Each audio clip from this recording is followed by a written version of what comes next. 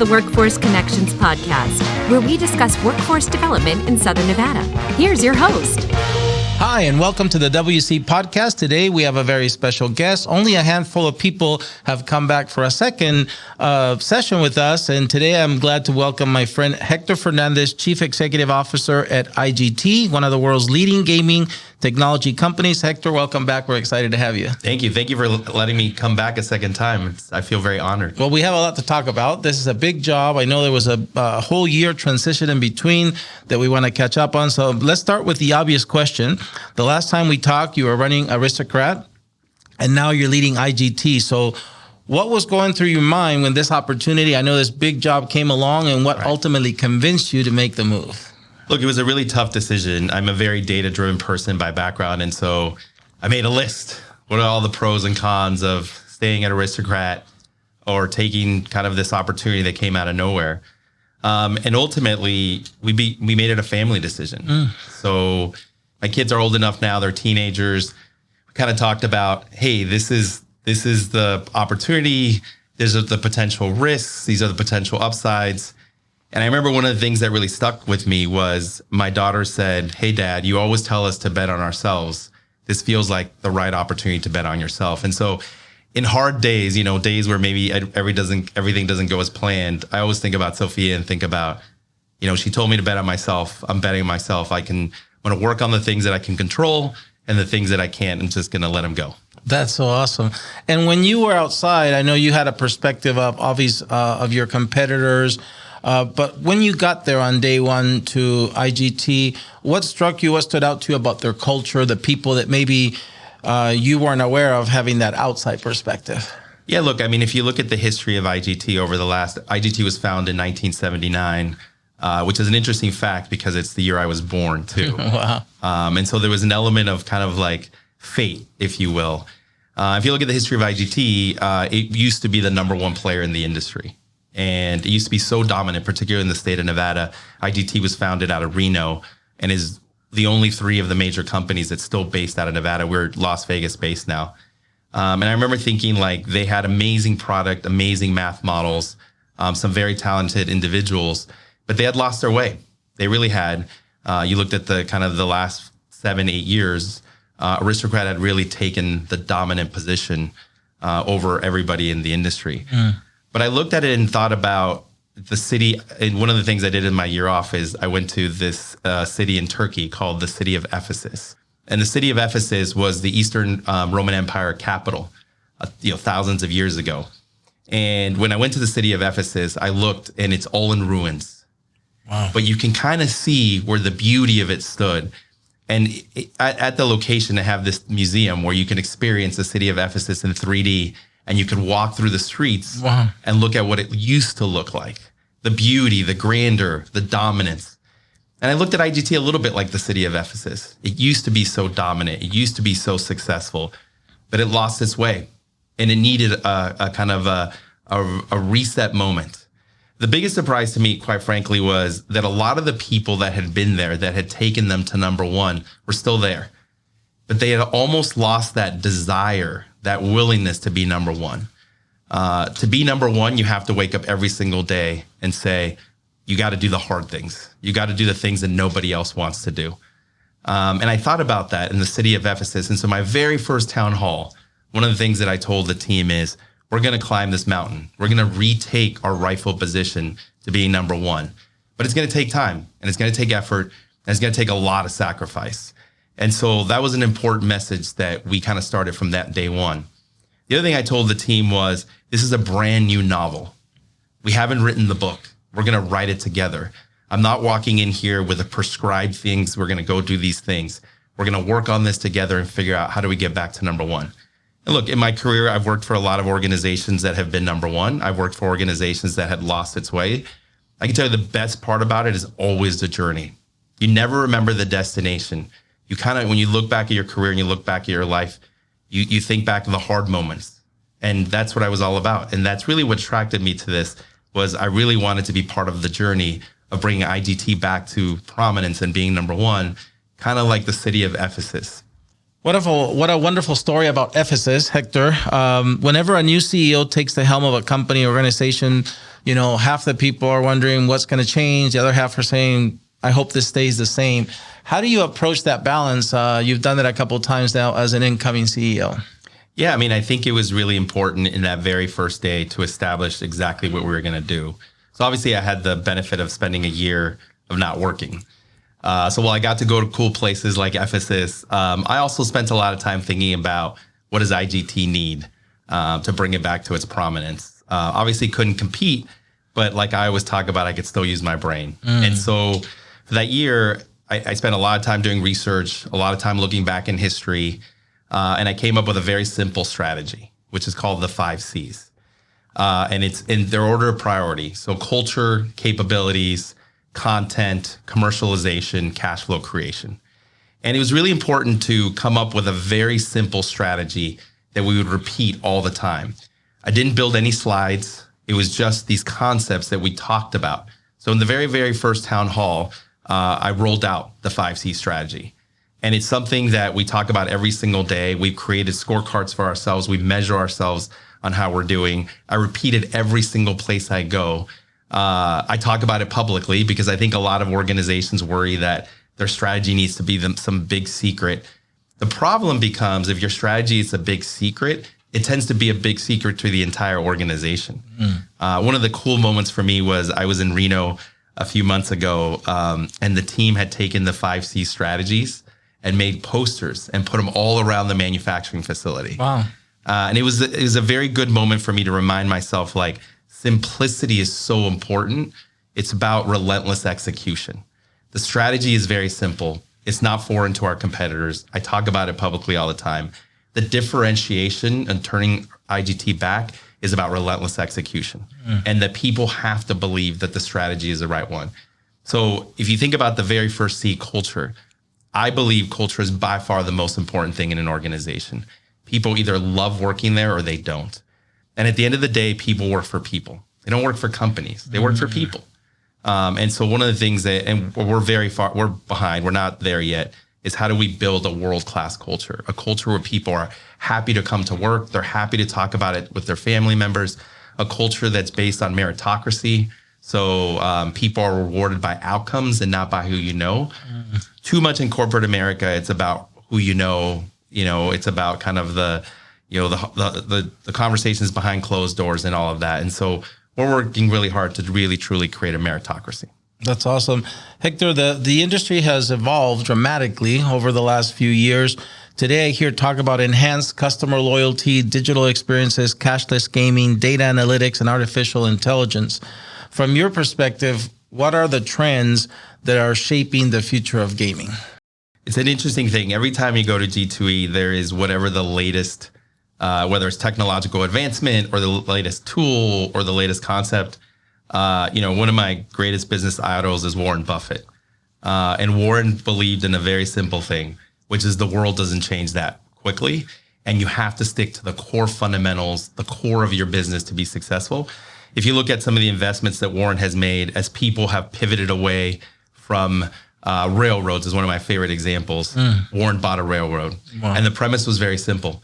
The number one mode of transportation in the U.S. is still railroads. It's the most economical. It's the most dependent. And so when I think about gaming, yes, there's a lot of technological advancements that we have to embrace. But at the core of it, it's very simple. A player comes into a casino. This is on the land-based side. Decides which game they want to put their money into. They put their money into that game and they play that game. And then they decide if they want to continue playing that game. I think too many times in this industry, people fall in love with the latest trends and forget the simplicity of that human behavior. And so when I think about IGT and what we're trying to build is we're trying to just stick to that simplicity. Yes, we will adopt AI where it makes sense. Yes, we will adopt cashless where it makes sense. But I don't want to ever drive a technology and force it down a player's throat. I want the player to dictate to us what are the things that they need to improve their overall experience. So I try to keep it very simple, man, in my life. I like it. Just at home, at work, I'm a very simple human. And I think repetition and consistency is such a critical thing. If you think one of the trips I made in my year off is we went to Africa as a family, which was one of my favorite trips. Yeah. I remember we went on this excursion And the guide was saying, hey, in about an hour or two, elephants are going to come trekking down, and they're going to come and drink water out of the river. And then they're going to cross over to this island. And I said, that's great. I said, how do you know they're going to come down this way? And he said, because their survival depends on it. Wow. They did it yesterday and they survived. And there's a consistency in execution that they're going to come down and be here as well. At first I was like, that sounds kind of crazy. I didn't believe it. And then sure enough, we're sitting there and you see the elephants trekking down. And then I said, when do you know they're going to cross the water to go to the island? And he said, that I don't know. And I said, why? I said, because he said they have this ritual where they basically start testing, is it safe? Are there animals in the water that are threatening them? And he said, there is a little bit of mystery in there. It's not clear who goes first. But after a little bit, we're sitting there and you start seeing them cross. And it's very interesting. Like all of the other elephants are watching while the first few cross. And the rest of them only cross when? If nothing happens. Exactly. If the other ones are still alive. And I think there is this element of consistency that humans tend to forget, and they try to get too carried away and try to do what's the next flashy new thing. I'm all about consistency, man, because if I survived yesterday living my life the way I did, you did something right. I'm going to survive today. Wow. And were there predators in that river? Oh, for sure. Wow. Yeah, absolutely. It is fascinating to see. Elephants are actually one of the smartest animals in the wild. And they have a very tight-knit community, and it's a matriarchal society. So usually the grandmother is actually the one in charge. Wow. And there's a reason for that, right? She has survived a lot more time than everybody else. Probably has a little bit more risk aversion than the young male, for example, that just wants to cross the river immediately. And there's absolute predators out there. Did the tour guide identify the mamita elephant in the group? Like, was she? He did. Wow. He did. You could, and it's very obvious. You can even, if you watch long enough, you can see the social interaction that they all kind of look to her. That's cool. To figure out what they're going to do next. That's so cool. Hector, in these conversations on the podcast, artificial intelligence comes up all the time. So specifically in gaming, what does it mean? Does it mean better games? Does it mean something else? Yeah, we spend a lot of time talking about artificial intelligence. There is a fear that people operate with artificial intelligence, and then there's this benefit. So let me talk about the fears first. I think the first thing people start to fear is job loss. And so obviously there is a element of artificial intelligence that will take away kind of routine roles, if you will. And then the second fear that people have a lot is around kind of trade secrets. Is it going to somehow, leak my trade secret, and all of a sudden my competitive advantage goes away? I think about artificial a little bit differently. I think about artificial intelligence. I think about how does it take routine tasks so that humans can use their brains, their activities, their gifts to work on those things that are more unique to humans that can make a big difference. So one of the things we talk a lot about in our business is we are embracing artificial intelligence. So I was in Moncton, Canada a couple of weeks ago, and they were showing me how they were using artificial intelligence. And one of the things that was really cool that they showed me is they were taking a game that we made, call it 15 years ago, and they were using AI to enhance the graphics, to take it from kind of that 2D low res to 4K. And the guy was telling us historically that would have taken him a month. He would have had to recreate the whole graphics, do all the drawings. He did it in like 3 days. Wow. So what I believe AI is going to play a critical role, it's going to accelerate the ability to make better games. It'll accelerate the testing of games. And, Andy, who's our chief technology officer, says this a lot. AI is not going to replace your job. People who know how to train AI will replace your job. And so I was jokingly with my daughter. I was like, "Hey, do you use chat?" And at first she was like, "Oh, but very little, Dad. Like very little, right? She's going to be a sophomore in college." And I said, "Hey, do you have the paid version of chat?" And she's like, "No." I said, "Are you sure?" Because obviously if she has the paid version, I'm paying for it. Yeah. And she's like, "No, Daddy, I have the paid version." I said, "That's great." I said, "That's really smart. I need you to lean in on AI." And then I asked her, "Does your boyfriend use AI?" She has a boyfriend now. And she kind of laughed, and I was like, "What?" She's like, "Yeah, he uses my login." So I'm like, "Oh, good. So I'm paying for you and your boyfriend to use kind of ChatGPT." But I do think it's an important lesson for our kids is don't be afraid of the new technology. Embrace it. Figure out how it's going to augment your life lifetime, because the challenges that they have going forward are very different than the challenges that we had growing up. I agree. And another topic that comes up a lot in these conversations is talent development. And you just said, people have to train how to use it. People have to learn how to train the artificial intelligence. What other workforce challenges do you see in the industry? Is it in the manufacturing of the equipment, in the writing of the code? What workforce issues do you see coming up in the industry of gaming? Look, I think the biggest workforce issue I see today really started with COVID. So if you remember when COVID happened, everyone had to be remote. Everyone had to go home because there was a safety element. And then as kind of the world started to normalize again, there was a lot of pushback from people coming back into the office. And then if you saw a lot of organizations, particularly large companies, kind of said, hey, we're going to embrace remote. And they set up systems and all of that. And they realized that the thing that was missing with the remote working is social human interaction. I call them the collision conversations, when I'm going to the restroom or getting water or getting a cup of coffee and I run into someone and we have the 30 to 60 second conversation, or maybe the 3-minute conversation about some issue that we're having. In the world of remote, I got to schedule a meeting with you. How far out do you think my calendar goes? Like 2-3 weeks. Yeah. And I also think there's an element of this next generation. They haven't learned how to be in an office every day. They haven't learned what it's like to talk to people. People are naturally different. I'm an extrovert. There's people that are introverts. But the ability to communicate at a human level, I think, is a huge challenge in the workforce today. And I think the hardest part is, how do you bring people back in the office and do it in a just way, in a fair way? But look, and I've told this to the organization at IGT, like, we have not made a decision yet on what the return to office policy is. But fundamentally, I still believe that in-person collaboration, particularly in an industry that depends on creativity, is very hard to substitute. I almost never work from home. Almost never. I'll tell you a funny story. This morning I was coming in, so I was like, it's probably easier. I took a couple of calls this morning from my house, which again, I never do. As luck would have it, on my very first call, the gardener's right kind of in the room I'm in, with the machine. Exactly. The leaf blower. And I was like, this is why I can't work from home. Right. It's like the one time I decide to do it. But I think that, the reason that's such a big fundamental issue is because it impacts all jobs. And I tell the people at IGT a lot, if you look at our customers that run casinos, they're all there. By the way, they're there 24/7, 365 days. How is it a just thing for us that we service them? We create products and services, and they pay our paychecks, and we can't be in the office. I'll tell you a funny story. So when I was in Moncton, I was doing this town hall, and I was talking about this whole return to office and how important it was. And I was saying, hey, I have this belief that if you wake up in the morning and you're willing to put on pants and you show up in today's society, you're 50 to 70% greater than everybody else. And I looked around, and there was people wearing shorts.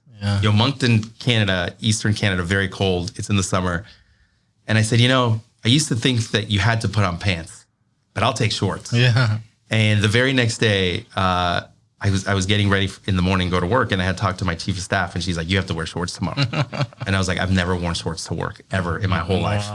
And she's like, you have to wear shorts tomorrow. So I did. I put on shorts. I went to the office, and they loved that. They thought it was hilarious. But it's just one of those things. You do have to embrace the positive changes that COVID brought into our life, the flexibility and all of those things.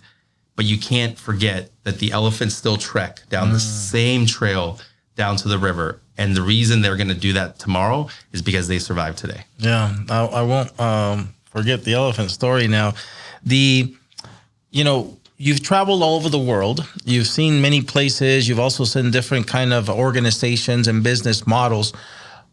Earlier, you referenced that the company is Las Vegas based, but you also mentioned the Reno offices. What makes Nevada, or even Southern Nevada specifically, a good place to run a technology company like IGT? Yeah. Look, I'm a big Nevada fan. I was not raised here. I was born in Guatemala, like we talked about last, and I was raised in Southern California. Nevada has a lot of the right ingredients for success. Number one, it's very employer friendly. Number two, there's no state income tax in the state of Nevada. Number three, because of our booming gaming economy, we have a lot of services that a city our size would never have. I think that, and you're seeing a lot of migration towards Nevada for a lot of those reasons. I also think if you look at the gaming industry, the birthplace of it was New Jersey and Nevada. And you even look at the regulations and all the things that the state of Nevada does from a gaming standpoint specifically. They do a wonderful job of making sure, I'm licensed, and when you're going through the licensing process, it is a bit painful. But I think it's really important because I think it keeps this industry very disciplined to the things that you have to do. I do think that the state of Nevada has some opportunities. I think that there's opportunities in improving our educational system. And I know there's a lot of organizations out there that are working really hard to do that. I think there's a lot of opportunity to improve our healthcare system. I was sharing with you earlier that I had just had dinner with Mitch from Intermountain Health. Yep. And he was talking about the children's hospital they're going to build in the state. Particularly in Vegas specifically. Yep. And there isn't really a single dedicated children's hospital in the city of Las Vegas. Yep. And so I think there's a lot of organizations and people out there that are committed to making Vegas and the state of Nevada an even better place. So, Hector, enough about business. We've talked a lot about technology and this big job in IGT, and I know you're going to be very successful about it. Count on us to support you, too, when the issues of workforce come up. But let's talk about something more personal. Last time you were here, we heard all about Mamita, the brown bomber, the beautiful valedictorian from USC, which if we're lucky, we might have a guest appearance here soon, and then your two amazing kids. Give us an update. How is the family adapting to these new responsibilities? Is there more travel going on? But more importantly, what fun trips and adventures have you enjoyed with them in this last year we haven't seen you? Yeah, I mean, look, everything I do is for my family. I mean, I was very fortunate. We talked about Mamita's sacrifices she made for me to be here. And I never forget about that. I always think about her and just how far along we've come. It was really cool. It was Father's Day yesterday. And as my kids and Leslie always talk about, it's really hard to shop for me because they're like, when you want something, you just go buy it. Yeah.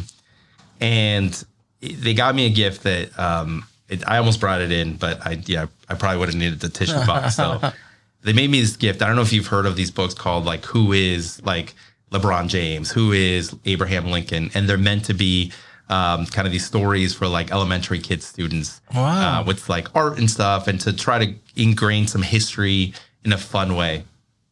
Well, they made me this book, Who Is Hector Fernandez? Wow. Which is the best present I've ever received in my life. That's awesome. It took a lot of thought from Sophia and Mateo and Leslie. It took a lot of time, and it really kind of tells a little bit of my life story in this very unique, creative way. And one of the things that I remember reading from it yesterday is this concept of consistency. I think Leslie talked a lot about I'm just a very consistent person, both at work and at home, and then I'm the same person at work and at home. And I think that's a really important attribute. I think when people try to be different at home and at work, it takes so much time and energy and effort that you're never really living your life. We've had some great adventures as a family. We're very fortunate. In my year off, everyone got a one-on-one trip.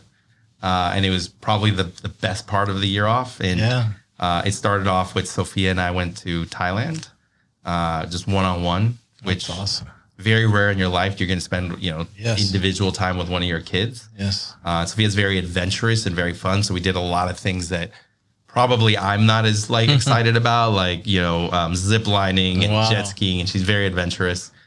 Leslie and I, because we couldn't go as far, we went to 2 or 3 different trips to Mexico.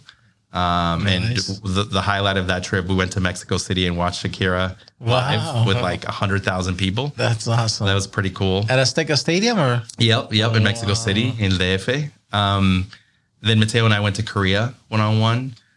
It was, by the way, everyone got to pick, so that's where they wanted to go. Cool. And then I took my brother-in-law to Turkey, which was a cool experience, and that's where I saw the city of Ephesus. And then as a family, we went on the African safari, which also, what a great experience. Yeah. And when we went to Spain and Portugal. And so I got to spend a lot of one-on-one time kind of resetting who I was. And quite frankly, kind of reprioritizing how I was going to approach this new job. Making sure that I kept some easy things that I did in my year off. For example, I got physically fit. And so one of the things I still work really hard on is I get up in the morning and I work out. And, my kids like to make fun of me. Leslie makes fun of me. They're like, are you having a midlife crisis? And I always joke about like, well, if this is the midlife crisis I'm having, not such a bad midlife crisis. Yeah. I got, emotionally fit and that was really about spending a lot of one-on-one time with my kids and Leslie. But it was also about when I was going back to work, making sure that when I was home, I was engaged. So one of the things I do now is I don't take my work phone when I'm at home on nights and weekends. I don't carry it with me anymore. I leave it in the bathroom. Wow. I still have my personal phone, so if someone needs to get a hold of me, they can. But it's just a good discipline thing. So the phone's not constantly beeping with new emails and I'm looking at it and not being engaged. I'm sure if you asked Leslie, she would say I could probably still do a better job. Sure. But it's just one of the things that, I've tried to keep. And then, one of the other things I'm very proud of in the year off is I joined the National Alzheimer's Association. So I sit on the board of the association. My mamita died of early onset Alzheimer's. Yeah. Sandra Morgan Douglas, the president of the Raiders, was gracious enough to agree to be my co-chair for the walk this year. October 17th, the city of Las Vegas has never raised $1 million for the Alzheimer's walk. And that's our goal. Wow. We're going to try to raise $1 million to provide resources for the city of Las Vegas against this fight against this horrible disease. That's amazing, Hector. I hear a lot of intentionality there on your part, in that year, which I'm really proud of you for that, not just the physical, the mental aspect to be there first for your family and then for this huge role you took. What advice would you give a young person that relates to you because your story is like his or hers and says, I would like to go into the gaming industry one day. I would like to build a career in that technology, innovation, gaming field. What advice would you have for them? The number one advice I give people all the time, particularly young people, do what you're passionate about. If you can, don't do what everybody else thinks is cool. Don't do things because you think it makes you a lot of money, but do what you're passionate about. And life's this journey where you're constantly looking for that one thing that really drives you and motivates you. I can tell you this is my favorite job I've ever had by far. The ability that I get to set the strategy and the vision, execute at a high level, and bring over 6,000 people with me on this journey. It is the pinnacle of my career, no doubt about that. I'm also very fortunate that our investors in Apollo, they're great people. They want to build a long-term business. They don't just want to flip an asset like you would hear a lot of private equity companies doing. And the thing I always point to people that are a little hesitant about that is the things that they've done at Venetian Palazzo. They've done these amazing things and turned that business around, and it's a highly profitable business. And if you've been to Venetian Palazzo any time recently, it is a completely different place than what it used to be. But that passion is really what's going to drive the difference. Because when you're passionate about something, you're willing to get up at 5 a.m. You're willing to work till midnight. You're willing to do kind of crazy things. To travel as much. To travel, the personal sacrifice, all that. And then the second thing is find a place where you feel like it's the right cultural fit for you. You spend way too much time at work to be miserable. Yeah. And like I said earlier in the podcast, people work for people. I've been very fortunate that I've had people in my career that have helped me on this journey. Find those people in your life, in your careers, because it'll make a meaningful difference. Before we wrap up, Hector, I want to highlight again that date, October 17. Yes. Tell me the event and tell me a URL or a website where people could go find out more. Yeah, so the event's October 17th. It's if you just Google kind of Las Vegas Alzheimer's Walk, you can do a variety of things. You can donate money, but you can also start your own walk circle, which is the coolest part. So you can start a walk, and then you can recruit people to be part of your walk circle. It's in the morning. It's really as a way to drive a visibility for this horrible disease. And again, ultimately, what Sandra and I are trying to do is to raise $1 million for the city of Las Vegas. That's awesome. We're going to have to talk to their CFO, Michael Crum. He's a runner, but he can walk, right? He can definitely walk. Yeah. And I know Michael. Michael, you can walk it. He can walk it, yeah. So that's a very important event. We'll make sure we put it here on the screen also for our YouTube viewers. Is there anything else that you want to share with our audience? Does IGT have any announcements, exciting things coming up that you might want to share? Yeah, look, I mean, I think if you look at the journey that we're on, there's a lot of work left for us. And I tell this to the team all the time. You'll remember, I said, remember these moments, the tough moments, the moments where you're having to make these hard decisions. We've had to make some hard decisions. I said, those are the moments you're going to remember when we're back on top. And so, to the IGT team, thank you so much for your commitment, for buying into the vision and the strategy. And I look forward to the journey together.